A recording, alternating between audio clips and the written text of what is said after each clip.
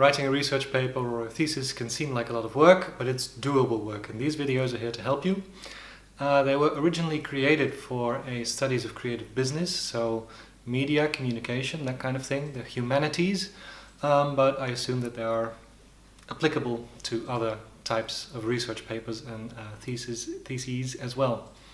So feel free to use these videos, but be aware of what their original context is.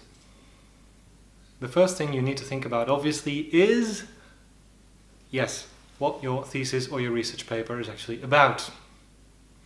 This is what we call your phenomenon. A phenomenon usually has an academic term at the center of it. So in my case, when I wrote my master's thesis, I wrote about transmedia storytelling. Other examples of phenomena are, for instance, the representation of women. I could name any group of people, if you will, here. So representation is a term you see a lot in media studies. You could talk about story structure, you could talk about the audience, you could also think about media specificity, so how does the medium work? Are the creators really using television in a certain way that you cannot use books, for example? Basically, a phenomenon can be anything you find interesting about, in this case, media products or creative business.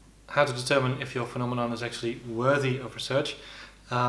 It needs to be suitably complex to be able to do some research into it. And one of the ways you can find out if it's complex enough is that you look into what has been written about it already. Normally speaking, 99 out of 100 times, there has already been there are sources that already refer to the topic that you want to talk about. So for me, transmedia storytelling, I wrote in 2013. I think Marcia Kinder first wrote about transmedia in the early 90s. Henry Jenkins is a big name in transmedia. And storytelling, of course, broader than transmedia, has many sources that are dedicated to the studies of storytelling. So do your first preliminary research online, on Google Scholar, for instance, or on other online libraries, or even offline libraries. Yes, we still have those. And look if there is any literature on the topic that you're interested in. Your teachers or lecturers will probably really want you to focus on this as well. Make sure that you have something that you can really delve into in an academic way.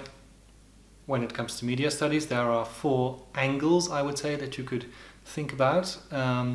You can talk about the content of the medium, so the story, for instance, of a book, of a film, of a game.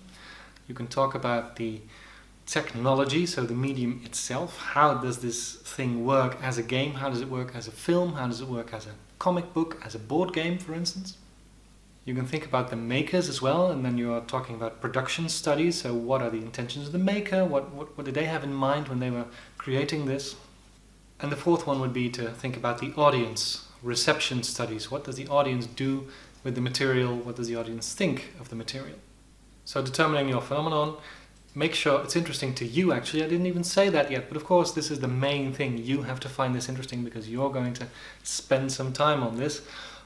Make sure that there are literature sources about this to be found, academic sources preferably, sources from within the industry. Make sure that it has enough depth to really do research into, and choose your angle.